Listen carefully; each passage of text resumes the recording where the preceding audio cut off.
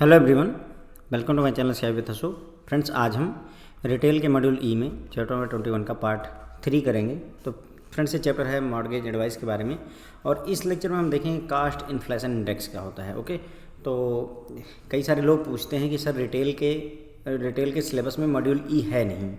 तो फ्रेंड ध्यान रखिए कि मॉड्यूल ई सिलेबस में वाकई नहीं है, केवल ए बी सी और डी ही है। लेकिन हर बार क्वेश्चन जो है मॉड्यूल ई से पूछा था और सबसे ज़्यादा जो क्वेश्चन पूछा था मॉड्यूल ई से ही पूछा था। इवन केस स्टडी भी भर भर के मॉड्यूल ई से आती हैं। ठीक है, मॉड्यूल ई जो ये चैप्टर है फ्रेंड्स आपका 21, इसी चैप्टर में ही टाइम वैल्यू ऑफ मनी भी है। टाइम वैल्यू ऑफ मनी यानी चैप्टर नंबर 12 जो ABM का है, चैप्टर नंबर 12 ABM का, वो भी पढ़ करके जाना होता है। यानी मॉड्यूल ई अगर आपको कंप्लीट करना है तो आपको क्या क्या पढ़ना होगा।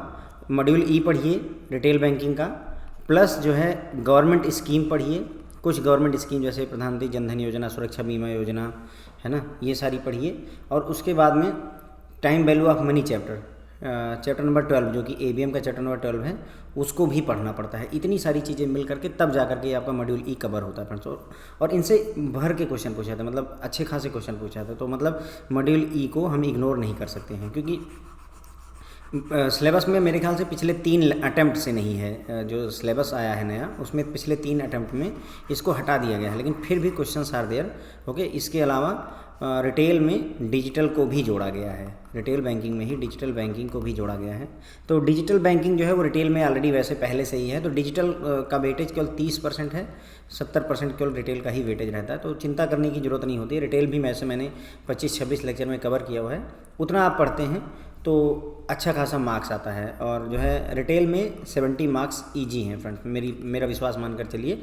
अगर आप 7 डेज भी अच्छे से देते हैं, 7 डेज यानी जितना आप ABM की तैयारी में देते हैं ना, उसका आधा भी अगर आप रिटेल को देते हैं तो भी आपके अच्छे मार्क्स 60+ आ जाते हैं फ्रेंड्स। ओके, ठीक है। तो एक दो डाउट से जो आपके, वो मैंने थोड़े यहाँ समझाए। अब शुरू करते हैं अब इस टॉपिक को जो हमने पढ़ना है इस लेक्चर में। कास्ट इन्फ्लेशन इंडेक्स क्या होता है फ्रेंड्स? देखिए, कास्ट इन्फ्लेशन इंडेक्स को सिंपलेस्ट टर्म में समझिए। क्या होता है कि गवर्नमेंट ऑफ इंडिया जो है कास्ट इन्फ्लेशन इंडेक्स डिक्लेयर करती है। अब वो बोलती है कि मान लीजिए जैसे 2001 और मतलब 2001 में कास्ट इन्फ्लेशन इंडेक्स जो है 100 था। फॉर एग्जांपल मान लीजिए गवर्नमेंट बोलती है कि कास्ट इन्फ्लेशन इंडेक्स 2001 में 100 है, तो अभी 2022 में कितना है, तो ये हो गया है मान लीजिए जो है 250। इसका मतलब ये होता है, इस डेटा का मतलब सिंपल से ये होता है कि कोई चीज़ अगर आपको 2001 में परचेज करनी होती तो 100 रुपये की अगर आप परचेज करते, वही चीज़ अगर आज आपको परचेज करनी है तो वही चीज़ 250 रुपये की पड़ेगी। यही महंगाई का कॉन्सेप्ट होता है ना, इन्फ्लेशन का इफेक्ट है। यानी महंगाई इतनी बढ़ गई है कि जो चीज़ पहले, जैसे पेट्रोल पहले कितने का हुआ करता था, है ना, अगर आपको थोड़ा बहुत याद हो तो 60 रुपये, और अच्छे से याद हो तो 40 रुपये, काफ़ी पहले की बात है। ठीक है, अभी करंट टाइम पे कितने का है, 100 रुपये पार कर गया है, राइट। तो अब यानी पहले पेट्रोल आप 40 रुपये का खरीद सकते थे, अब वही पेट्रोल आप 100 रुपये का खरीद पा रहे हैं। तो क्या हुआ, इन्फ्लेशन बढ़ गई, महंगाई बढ़ गई। इसी चीज़ के लिए कास्ट इन्फ्लेशन इंडेक्स जो है गवर्नमेंट ऑफ इंडिया आपको लॉन्च करके देती है। और इसका यूज कहाँ पर होता है, मैंने आपको समझाया था, जब हम कैपिटल गेन कैलकुलेट करते हैं, तब वहाँ पर यूज होता है। ओके, जैसे कहाँ पर यूज होगा, मान लीजिए कोई प्रॉपर्टी आपने 20 लाख रुपए में खरीदी 2001 में। कितने में खरीदी? 2001 में। आज आप उस प्रॉपर्टी को, मान लेता हूँ मैं, 90 लाख रुपए की बेचते हैं। कितने की बेचते हैं? 90 लाख रुपए की। कब? 2022 में। आपने प्रॉपर्टी खरीदी 2001 में 20 लाख रुपए की और बेची 2022 में 90 लाख रुपए की। तो अगर देखा जाए तो बेनिफिट कितने का हुआ? 70 लाख रुपए का। ठीक है, लेकिन 70 लाख रुपए का बेनिफिट एक्चुअल में नहीं हुआ। क्यों? क्योंकि जो 20 लाख रुपए हैं वो आपने 2001 में इन्वेस्ट कर दिया। अभी आज अगर मान लीजिए प्रॉपर्टी आपको खरीदनी पड़ती तो ये जो है 20 लाख की ना पड़ती, आज आपको और दाम देना पड़ता। कितना देना पड़ता? तो 20 लाख रुपए की आपने प्रॉपर्टी खरीदी थी, आज के समय में कास्ट इन्फ्लेशन इंडेक्स कितना है? 250 है। उस समय कितना था? 100 था। अगर आप इसको जो है सॉल्व करते हैं तो ये आ जाएगा 50। इसका मतलब ये हुआ कि अगर वही प्रॉपर्टी जो 2001 में आपने 20 लाख रुपए खरीदी थी, वो आज की डेट में अगर आप परचेज करते तो 50 लाख रुपए की पड़ती। तो गवर्नमेंट ये कहती है कि आप जब टैक्स चुका रहे हो तो 20 लाख रुपए दाम ना लेकर चलो, बल्कि 50 लाख रुपए दाम मानकर चलो, जितने की आज की डेट में आपको पड़ती। अब जो प्रॉफिट हुआ उस पर टैक्स मुझे दो। तो 50 लाख की चीज़ खरीदी, 90 लाख की बेची है, तो मुझे 40 लाख रुपए का फ़ायदा हुआ है। अब इस पर जो भी टैक्स बनता है, मान लीजिए 20% बनता है, तो 8 लाख रुपए आपको टैक्स देना पड़ेगा। पहले कितना देना पड़ता है? अगर 20% होता तो आपको 14 लाख टैक्स देना पड़ता, राइट। अगर पिछले कॉन्सेप्ट से चले होते 20 लाख में खरीदा था और 90 लाख में बेचा था, अगर उससे चलते तो 14 लाख टैक्स देना पड़ता। बट गवर्नमेंट ऑफ इंडिया यहाँ पर थोड़ा सा आपको रिलैक्सेशन देती है कि कोई बात नहीं है, आज की डेट में अगर आप खरीदते तो कितना रुपये पे करना पड़ता, आपको 50 लाख रुपये की भी प्रॉपर्टी मिलती। 90 की बेचते तो 50 लाख रुपये, 40 लाख का जो फायदा होता है उस पर 20%, 8 लाख रुपये ही टैक्स आपको देने की जरूरत है। तो एक तरीके से देखिए 6 लाख रुपये का टैक्स बचा यहाँ पर कस्टमर को या पर्सन को, ठीक है। इसी वजह से कास्ट इन्फ्लेशन इंडेक्स का कॉन्सेप्ट लाया गया है, ये जो हमने यहाँ पर यूज किया हुआ है, ओके। पूरी की पूरी जो कहानी है वो इसी बारे में।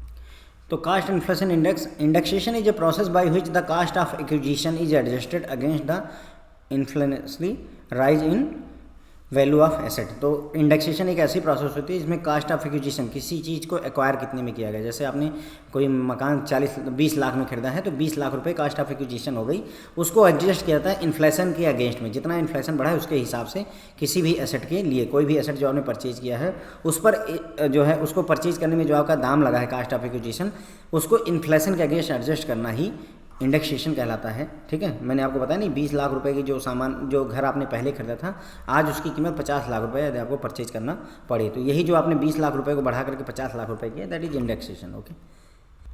For this purpose central government has notified cost inflation index. इसी पर्पज के लिए सेंट्रल गवर्नमेंट जो है नोटिफाई करती है कास्ट इन्फ्लेशन इंडेक्स को। The benefit of indexation is available to only long term capital asset. Indexation का जो फायदा है वो केवल लॉन्ग टर्म कैपिटल एसेट्स को मिलता है। कैपिटल एसेट जो है मतलब आपके दो तरीके के होते हैं, शॉर्ट टर्म होते हैं और लॉन्ग टर्म होते हैं। पिछले लेक्चर में हम डिटेल में चर्चा कर चुके हैं दोनों के बारे में। लॉन्ग टर्म वो होते हैं जो कम से कम 36 महीने के बाद बेचे जाते हैं। आपने कोई घर खरीदा, 36 महीने तक अपने पास रखा, फिर बेचा, वो लॉन्ग टर्म होते हैं, ठीक है। इसीलिए कहा जाता है कि घर को शॉर्ट टर्म में नहीं बेचना चाहिए। अगर आपने कोई घर बाई किया हुआ है तो उसको शॉर्ट टर्म में मत बेचिए, बल्कि लॉन्ग टर्म बेचिए। कम से कम 3 साल अपने पास रखिए फिर बेचिए, तो उससे क्या होगा कि आपको इंडेक्सेशन का फायदा मिल जाएगा। अदरवाइज आपको शॉर्ट टर्म में इंडेक्सेशन का कोई फायदा नहीं मिलता है। For competition of index cost of acquisition following factors are consider. तो अगर आपको इंडेक्स कास्ट ऑफ एक्विजिशन निकालनी है तो उसके लिए कौन कौन से फैक्टर आपको ध्यान में रखना होगा। किस ईयर में एक्विजिशन किया गया है, किस ईयर में इंप्रूवमेंट करवाया गया। आपने घर खरीदा, एक्वायर किया 20 लाख रुपए का, तो कास्ट ऑफ एक्विजिशन हो गई। इंप्रूवमेंट करवाया, 5 लाख रुपए और लगाए, उसमें 1-2 जो है कमरे और जोड़े, वो इंप्रूवमेंट हो गई। तो किस साल में, किस ईयर में उसे एक्वायर किया गया है। ईयर ऑफ ट्रांसफ़र, ट्रांसफ़र मतलब एकदम सिंपल लैंग्वेज में सेल होता है, किस साल उसे बेचा गया है। फिर cost inflation index of year of acquisition and improvement, जिस साल में आपने खरीदा है उसी साल का कास्ट इन्फ्लेशन इंडेक्स, जिस साल में आपने ट्रांसफ़र किया उसी साल का ही कास्ट इन्फ्लेशन इंडेक्स। इतनी 4 चीज़ें चाहिए होती हैं अगर आपको जो है cost index cost of acquisition आपको अगर कैलकुलेट करनी है। अब यहाँ पर कास्ट इन्फ्लेशन इंडेक्स दिया हुआ है, तो ये 1981-82 में 100 था, उसके बाद 82-83 में 109 हो गया। कुछ याद रखने की ज़रूरत नहीं है, सिंपल ऐसे बस देख लीजिए, कुछ भी याद रखने की ज़रूरत नहीं है। टेबल बहुत बड़ी थी, मैंने इसको शॉर्ट किया हुआ है। जैसे मतलब आप सोचिए, थोड़ा सा यहाँ समझ लीजिए, 1981 और 82 में जो चीज़ 100 रुपये की थी ना, as per government of India उसी चीज़ को आज 1125 रुपये में आपको 16-17 में परचेज़ करना पड़ेगा। मतलब जो सोना 100 रुपये में आपने खरीदा होता, उस सोने की मतलब वैल्यू एक हिसाब से 1125 रुपये हो चुकी है। एक हिसाब से इतना महंगाई बढ़ी हुई है, ओके। यानी कितने टाइम्स हो गया, मेरे ख्याल से 110 टाइम्स हो गया। उसके बाद में computation of index cost of acquisition. Index cost of acquisition को कैसे कैलकुलेट करते हैं। कास्ट ऑफ एक्विजिशन लीजिए, उसको मल्टीप्लाई करिए cost inflation index of transfer of capital asset और cost inflation year of acquisition, ठीक है। समझते हैं, ये इतना फार्मूला कठिन नहीं है जितना ये दिख रहा है। देखिए, कोई चीज़ आपने 20 लाख रुपए की खरीदी, ठीक है, 2001 में, फिर उसको आपने 90 लाख में बेचा, जो हमने एग्जांपल पहले लिखा था 2022 में, ओके। यहाँ पर 2001 में जो इंडेक्स कास्ट है वो है 100 रुपये, 100 है, और जो 2022 में है वो मान लीजिए 250 है, एक एग्जांपल के तौर पर, ठीक है। तो आपको क्या कैलकुलेट करना होता है, इंडेक्स कास्ट ऑफ एक्विजिशन, यानी कि एक्वायर कितने में किया है आपने 20 लाख में, लेकिन 20 लाख को इंडेक्स कास्ट में बदलना है, यानी इंडेक्स में बदलना है। तो 20 इंटू कितने रुपए में, कितना कास्ट इन्फ्लेशन इंडेक्स था जिस साल आपने परचेज किया, वो यहाँ लिखिए। अभी कितना है वो यहाँ लिखिए, बस यही चीज़ यहाँ पर लिखी हुई है। ये आपका है कास्ट ऑफ एक्विजिशन, कितने में एक्वायर किया हमने प्रॉपर्टी को, 20 लाख रुपए में, into cost inflation index of the transfer of the capital asset, जिस साल आप बेच रहे हैं उस साल कितना इन्फ्लेशन इंडेक्स है, अपान cost inflation index year of acquisition, जिस साल आपने एक्वायर किया उस समय इन्फ्लेशन इंडेक्स कितना था, बस यही चीज़ यहाँ पर कैलकुलेट की गई है। क्लियर हो गया फार्मूला, कोई डिफिकल्ट नहीं है। मैंने कितने का खरीदा, 20 लाख रुपए का। जब मैंने खरीदा उस समय कितना इन्फ्लेशन इंडेक्स था, 100, तो उसे नीचे रखने का है अपने को, ठीक है। और अभी आज के टाइम पे जब मैं उसे बेच रहा हूँ, तो कितने में बेच रहा हूँ, जब मैं बेच रहा हूँ तो उस समय इन्फ्लेशन इंडेक्स कितना है, 250, बस ये हो गया। जैसे यहाँ से अगर ले लीजिए कोई चीज़, मान लीजिए आपने 2011-12 में परचेज की, तो उस समय कास्ट इन्फ्लेशन इंडेक्स 785 है। अब उसी को अगर आप 16-17 में बेच रहे हैं तो उस समय इन्फ्लेशन इंडेक्स 1125 है। तो मान लीजिए आपने कोई प्रॉपर्टी 20 लाख रुपए की खरीदी है, फॉर एग्जांपल 20 लाख की मैंने खरीदी है, तो अगर मुझे इसका कास्ट इंडेक्स निकालना है, इन्फ्लेशन इंडेक्स कास्ट निकालना है, तो 20 लाख मल्टीप्लाइड बाई अभी जब मैं बेच रहा हूँ तो कितना है इन्फ्लेशन इंडेक्स, 1125। जब मैंने खरीदा था तो इन्फ्लेशन इंडेक्स उस साल में कितना था, 785। बस ये होता है method friends, okay. Simple language में ध्यान रख लीजिएगा बस। अब जैसे इंडेक्स कास्ट ऑफ एक्विजिशन निकालते हैं, वैसे इंडेक्स कास्ट ऑफ इम्प्रूवमेंट निकालते हैं। सेम वही चीज़, जैसे मैंने 5 लाख रुपए रिपेयर में खर्चा किया, जब मैंने जिस साल मैंने खर्चा किया है उस साल इन्फ्लेशन इंडेक्स 250 है, और जब हमने प्रॉपर्टी को एक्वायर किया था, है ना, जिस साल हमने सेल किया है वो वाला लेंगे, और जब हमने इंप्रूवमेंट करवाया है, index cost of year of improvement, मान लीजिए जिस साल हमने इंप्रूवमेंट करवाया उस समय अगर 150 है, तो ये हो गया फार्मूला इसका। देखिए फिर से समझ लीजिए, हमने क्या किया, सबसे पहले कितना इंप्रूवमेंट का मतलब समझ रहे हैं, किसी घर को आपने रिपेयर करवाया, तो रिपेयर करवाने में मान लीजिए 5 लाख रुपए आपके खर्चा हो गए। जो 5 लाख खर्चा हुए वो आज की डेट में कितनी वैल्यू होंगी, तो मान लीजिए जब आप बेच रहे हैं, जिस डेट में आप घर बेच रहे हैं, मान लीजिए 2022 में मैं उस घर को बेच रहा हूँ, तो उस समय इन्फ्लेशन इंडेक्स 250 है। जब आपने इंप्रूवमेंट करवाया, मान लीजिए 2001 में आपने घर खरीदा, लेकिन इंप्रूवमेंट आपने 2010 में करवाई है फॉर एग्जाम्पल, और जब 2010 में आपने इंप्रूवमेंट करवाई उस समय इन्फ्लेशन रेट 150 है, तो यहाँ 150 हो जाएगा, ठीक है। पिछले उसमें क्या था, 20 लाख को हम मल्टीप्लाई कर रहे थे 250/100 से, क्यों, क्योंकि जब हमने खरीदा था, जब एक्वायर किया था उस समय इन्फ्लेशन इंडेक्स 100 था, जब बेच रहे हैं तो 250 है। अब यहाँ क्या है, जब हमने बेचा तो 250 है, लेकिन जब हमने इंप्रूवमेंट करवाया उस समय 150 है, यहाँ 100 है क्योंकि ये बात 2001 की है, यहाँ 150 है क्योंकि ये बात 2010 की है। अब सोचिए अगर आपने खरीदा और उसी समय रिपेयर करवाया, तो उस केस में क्या होगा, जब मैंने 5 लाख का खरीदा उसी साल ही रिपेयर करवा लिया, तो ये 250 रहेगा और ये नीचे 100 हो जाएगा। क्यों, क्योंकि उस समय इंडेक्स कास्ट कितनी है, 2001 में जब मैंने खरीदा था 100 थी, इसीलिए 100 ले लिया जाएगा, ठीक है फ्रेंड। तो इसमें ज़्यादा डिफिकल्टी नहीं है, थोड़ा सा ध्यान रखने की बात है। पूरा लेक्चर ही बहुत ज़्यादा डिफिकल्ट नहीं है यहाँ पर। Base year for indexation has been shifted from 1981-82 से 2001-2002, ये ध्यान रखिएगा। यानी कि जो इंडेक्सेशन का जो बेस ईयर है वो अब 2001 और 2002 हो गया है फ्रेंड्स, ओके। पहले कितना था, 81-82 था, अब 2001 और 2002 हो गया है। Accordingly CBDT, central board of direct taxes, has notified cost inflation index which will take effect from 1 April 2018। तो 1 अप्रैल 2018 से नए कास्ट इन्फ्लेशन इंडेक्स रिलीज किए गए हैं। अब बेस ईयर 2001 और 2 हो गया है, ध्यान दीजिए। अगर आपको ये वाली टेबल याद हो, यहाँ बेस ईयर क्या था, 81-82 था, यहाँ देखिए 100 से शुरुआत हुई थी। अब उसको शिफ्ट करके कहाँ गवर्नमेंट ले गई, गवर्नमेंट उठा करके ले गई इसको 2001 और 2 में। देखिए ये एक तरीके से महंगाई छिपाने का भी गवर्नमेंट का तरीका होता है। क्यों, क्योंकि जिस चीज़ का दाम 1981-82 में पहले हम 100 मानते थे, अब उसी चीज़ का दाम हमने 2001 और 2 में 100 मान लिया है। समझ रहे हैं मैं क्या कह रहा हूँ। जैसे 1 और 2 के हिसाब से जब चले, 1 और 2 को आपने बेस ईयर बनाया, 2001 और 2002 को आपने बेस ईयर बनाया, उस समय 100 रुपये माना किसी चीज़ की कीमत, तो 2017-18 में उसकी कीमत 272 रुपये ही हुई। लेकिन जब 1981 और 82 में उस चीज़ की कीमत 100 रुपये थी, तो आपको याद होगा 2017-18 में ये जाकर के 1125 रुपये हो गई थी, है ना। तो यहाँ महंगाई बहुत ज़्यादा लग रही थी, कह रही है तो 10 टाइम्स हो गया, यहाँ लग रहा है कि 2.5 गुना ही हुआ है। खैर वो गवर्नमेंट की अपनी पॉलिसीज़ होती हैं। हमें बस इतना ध्यान रखना है कि फाइनेंशियल ईयर जो है, जो बेस है कास्ट इन्फ्लेशन इंडेक्स के लिए जो बेस ईयर है वो 2001 और 2 हो गया, वहाँ पर 100 है। बाकी याद रखने की ज़रूरत नहीं फ्रेंड्स, यहाँ पर कुछ भी याद रखने की ऐसा ज़रूरत नहीं। इन केस ऑफ नीड अगर क्वेश्चन में ज़रूरत पड़ेगी तो ये वैल्यूज़ आपको प्रोवाइड की जाती है फ्रेंड्स, ओके। इसके बाद में अगला टॉपिक आएगा capital gain deposit account scheme. लेकिन उसके पहले हम लोग जो है, जो हमने ये पूरी गाथा यहाँ पर देखी है, इसको एक बार जो है क्विक रिव्यू करेंगे, ओके। ठीक है फ्रेंड, तो कास्ट इन्फ्लेशन इंडेक्स पूरा कॉन्सेप्ट मैंने आपको समझा दिया है कि किस काम आता है। बेस ईयर 2001 और 2 हो गया है, उसमें ये माना जाता है कोई चीज़ 100 रुपये की थी, अभी करंटली 2016-17 या 17-18 में उसकी कीमत 270 रुपये हो गई। यही कास्ट इन्फ्लेशन इंडेक्स होता है। इसमें इंडेक्सेशन जो प्रोसेस होती है उसके द्वारा जो है कास्ट ऑफ एक्विजिशन को एडजस्ट किया जाता है अगेंस्ट इन्फ्लेशन, महंगाई को एडजस्ट किया जाता है इसमें, ठीक है। इसके लिए CBDT जो सेंट्रल गवर्नमेंट या जो है CBDT जो है नोटिफाई करती है इन्फ्लेशन इंडेक्स को, ठीक है। इंडेक्सेशन का जो फ़ायदा होता है वो केवल लॉन्ग टर्म कैपिटल एसेट या लॉन्ग टर्म कैपिटल गेन में मिलता है, शॉर्ट टर्म में नहीं मिलता है। अगर आपको index cost of acquisition calculate करनी है तो आपको 4 चीज़ें चाहिए। किस साल में प्रॉपर्टी को एक्वायर किया गया है, किस साल में प्रॉपर्टी को बेचा गया है, जिस साल में एक्वायर किया गया है उस समय कास्ट इन्फ्लेशन इंडेक्स क्या था, जिस साल में प्रॉपर्टी को, जिस ईयर में प्रॉपर्टी को सेल किया गया उस समय कास्ट इन्फ्लेशन इंडेक्स क्या था, ठीक है। उसके बाद में cost inflation index base year 1981 और 82 था, उस समय 100 वैल्यू थी, याद रखने की ज़रूरत नहीं है हमको, ठीक है। उसके बाद में index cost of acquisition calculate करने के लिए क्या करना है, कितने में प्रॉपर्टी एक्वायर हुई है इनटू जिस साल हम उसे सेल आउट कर रहे हैं उस समय कास्ट इन्फ्लेशन इंडेक्स क्या है, डिवाइडेड बाई जिस साल प्रॉपर्टी को एक्वायर किया है उस समय कास्ट इन्फ्लेशन इंडेक्स क्या है। बस यही चीज़ होती है इंडेक्स कास्ट ऑफ एक्विजिशन, ठीक है।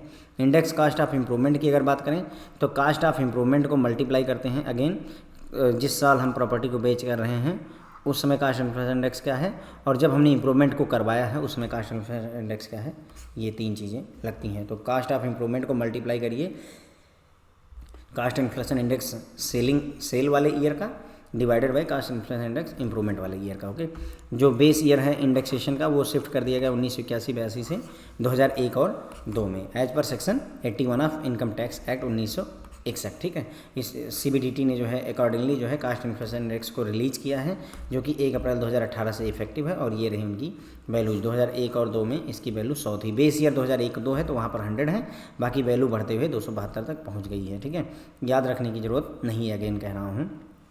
अगला जो है बात करेंगे capital gain deposit account scheme. तो कैपिटल गेन के केस में क्या होता है फ्रेंड, जो है जो सेक्शन 54 होता है उसके अंडर अगर आपको एग्जीम्शन लेना है तो आपको तुरंत ही एक घर बाई कर लेना होता है जो भी आपकी अर्निंग हुई। मान लीजिए जो है 40 लाख रुपए का घर था आपका और आपने उसे 90 लाख रुपए का बेचा है, तो अगर आपको 50 लाख रुपए का मान लीजिए बेनिफिट होता है, यहाँ पर मैं इंडेक्स की बात नहीं कर रहा हूँ, ऐसे सिंपल लैंग्वेज में समझ रहा हूँ कि अगर जो 50 लाख का आपको जो प्रॉफिट हुआ, इस 50 लाख रुपए को आप अगर जो है किसी दूसरी प्रॉपर्टी को खरीदने में या कोई दूसरी प्रॉपर्टी जो है कंस्ट्रक्ट करवाने में अगर खर्च कर देते हैं तो सेक्शन 54 के तहत आपको ये 50 लाख रुपए का कोई भी जो है टैक्स नहीं देना पड़ता है, ओके। लेकिन मान लीजिए कई बार ऐसी सिचुएशन होती है कि हम जो है 50 लाख रुपए तुरंत इमीडिएट खर्च करने के लिए तैयार नहीं हैं, तो उस केस में हम क्या कर सकते हैं, उस 50 लाख रुपए को यहाँ जमा कर सकते हैं कैपिटल गेन डिपॉजिट अकाउंट के अंदर में, ओके। यही बात यहाँ पर कही जा रही है, पूरी जो थीम है इसी बात के बारे में ही है। तो अगर आपको एग्जीम्शन लेना है सेक्शन 54 के तहत तो tax payer should purchase another house within period of 1 year before और 2 year after the date of transfer of old house, ठीक है। तो पुराना घर बेचने के 1 साल पहले भी अलाउ करता है या 2 साल बाद तक। मतलब ये समझिए, मान लीजिए आपने 2022 में कोई घर बेचा, तो अगर आपने कोई घर 2021 में खरीदा है तो वो भी वैलिड माना जाएगा, और इसके बाद 2024 तक कोई घर खरीदते हैं तो उसे भी वैलिड ही माना जाएगा। मतलब कहने का ये है कि जिस साल आप जो है घर बेचते हैं उससे 1 साल पहले और उसके 2 साल बाद तक अगर आप कोई घर खरीदे हुए हैं या उसको जो है कंस्ट्रक्ट करते हैं या खरीदते हैं तो आपको उसको जो है एग्जीम्शन मिल जाएगा सेक्शन 54 के तहत, ठीक है। तो क्या करता है यहाँ पर, should purchase another house, person purchase करेगा या construct another house within a period of 3 year from the date of transfer. जिस डेट को बेचा गया है उसके 3 साल के अंदर अंदर अगर आप कंस्ट्रक्शन करवाते हैं तो 3 साल के अंदर अंदर, अगर नया घर खरीदते हैं तो 1 साल पहले से लेकर के आगे के 2 साल तक अगर आपने जो है परचेज कर लिया तो भी काम चल जाता है। If till the date of filing the return of income the income gain arises on transfer of house is not utilise. तो जब आप इनकम टैक्स रिटर्न फाइल कर रहे हैं उस डेट तक जो भी आपको इनकम गेन हुआ है, जो भी आपको प्रॉफिट हुआ है, जो 50 लाख रुपए का आपको फ़ायदा हुआ है, यदि आपको उसको यूटिलाइज नहीं कर पाते हैं, मतलब चाहे पूरा या आधा किसी दूसरे घर को खरीदने में या कोई दूसरा घर बनवाने में, तो then benefit of exemption can be availed by depositing the unutilised amount in capital gain deposit scheme in any branch of public sector bank. तो अगर आप चाहते हैं कि जो एग्जीम्शन उसका फ़ायदा मिले तो जो भी अनयूटिलाइज्ड अमाउंट है, मान लीजिए 50 लाख में से आपने 10 लाख रुपये खर्चा कर दिए हैं घर बनवाने में या घर खरीदने में, बाकी के जो 40 लाख रुपए हैं इनको आपको जमा कर देना चाहिए कैपिटल गेन डिपॉजिट स्कीम में, जो कि किसी भी ब्रांच में पब्लिक सेक्टर बैंक में अवेलेबल होता है। पब्लिक इसको बोलते क्या है, capital gain deposit account scheme 1988, या इसी को ही कैपिटल गेन अकाउंट स्कीम भी कहा जाता है। ठीक है, तो क्लियर हो गई बात। इसमें अगर इनकम टैक्स फाइल करने की डेट तक अगर आप पैसा नहीं यूटिलाइज कर पा रहे हैं दूसरा घर खरीदने या बनवाने में, तो उस केस में आपको सिंपली कुछ नहीं करना है, उसको ले जा करके वो पैसा कैपिटल गेन डिपॉजिट अकाउंट में जमा कर दीजिए। New house can be purchased or constructed by withdrawing the amount from said account within specific time limit of 2 years और 3 years as the case may be. जो नया घर है उसको आपको परचेज कर लेना है या बनवा लेना है, जो ये अमाउंट आपने इस स्कीम में जमा किया है उसको विड्रॉ करके विद इन 2 ईयर्स या 3 ईयर्स। 2 ईयर किस केस में, अगर आप घर परचेज करते हैं तो आपको अगले 2 साल का समय मिलता है। अगर आप घर कंस्ट्रक्ट करवाते हैं तो अगले 3 साल का समय मिलता है बेचने के बाद अगले 2 साल के अंदर में आपको नया घर खरीद लेना होता है।